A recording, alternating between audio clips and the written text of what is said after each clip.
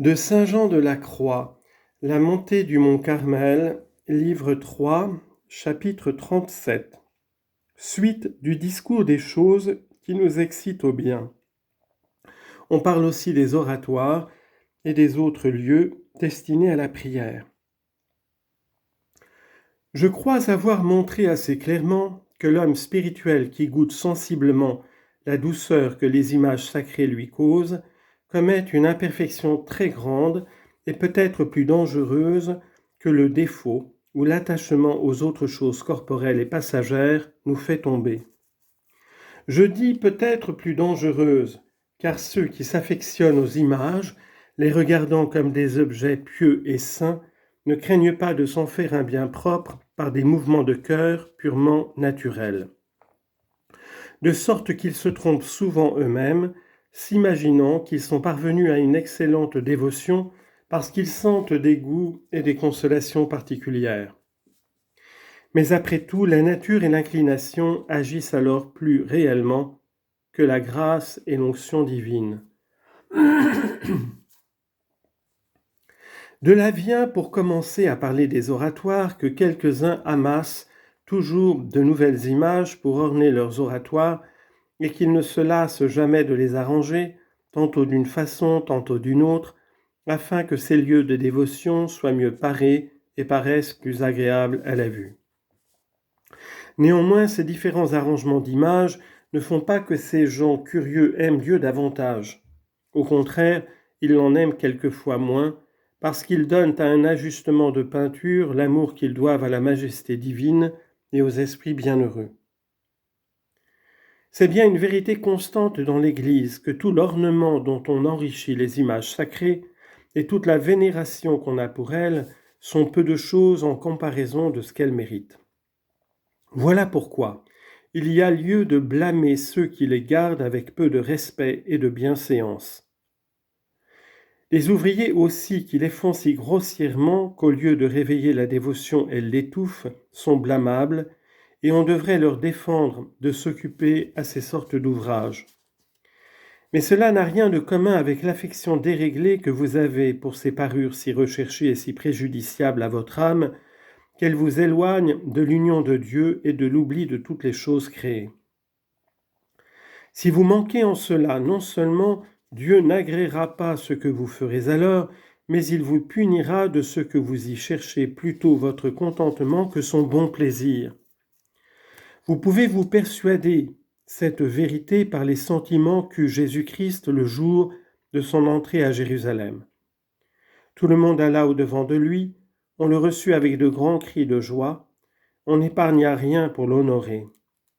Néanmoins, il pleura, parce que plusieurs d'entre les Juifs qui lui donnaient de si belles démonstrations de respect et d'amitié en avaient dans l'âme une extrême aversion, selon ces paroles de l'Écriture, « Ce peuple m'honore des lèvres, mais il a le cœur bien éloigné de moi. » Matthieu chapitre 16, versets 7 et 8. Citation du prophète Isaïe. Ainsi, on peut dire que les Juifs faisaient cette fête plutôt pour eux-mêmes que pour notre Seigneur. On remarque aujourd'hui le même dérèglement en plusieurs chrétiens. Ils vont aux solennités publiques plutôt pour voir ce qui s'y passe ou pour être vus eux-mêmes ou pour faire de grands repas avec leurs amis ou pour prendre d'autres divertissements que pour servir Dieu et pour signaler leur piété. Des inclinations et des intentions si sensuelles sont assurément désagréables à la majesté divine. Cela lui déplaise aussi qui mêlent dans leurs fêtes des choses ridicules et propres à faire rire le peuple et à le distraire, ou qui s'appliquent plus à lui plaire par des embellissements magnifiques qu'à lui inspirer de la piété. Matthieu chapitre 21, versets 8 et 9. Mais que dirais-je de ceux qui ne regardent dans ces saintes solennités que leur commodité particulière et qui les ménagent plus soigneusement que le service de Dieu? Ils peuvent cacher aux hommes leurs desseins, mais Dieu voit le fond de leur cœur. Cependant, de quelque manière qu'ils se comportent, c'est plus pour leur utilité et pour leur plaisir qu'ils célèbrent ces jours que pour la gloire et le contentement de leur Créateur.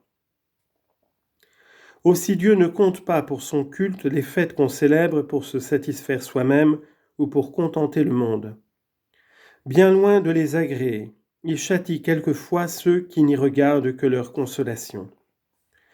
L'Ancien Testament et le Nouveau nous en fournissent des exemples. Les Israélites chantèrent des hymnes et firent d'autres réjouissances en l'honneur de leur idole, se persuadant qu'ils procuraient de la gloire à Dieu. Mais Dieu fit éclater sa colère contre eux par la mort de 23 000 de ces rebelles. Il priva de la vie les 2 fils d'Aaron, Nadab et Abihu, qui se servirent d'un feu profane pour lui offrir de l'encens. Exode chapitre 32, versets 5 et 6. Il fit enfin jeter dans les ténèbres extérieures, pieds et mains liés, celui qui était entré dans la salle des noces sans avoir de robe nuptiale. Précédemment, Lévitique chapitre 10, versets 1 et 2, et ici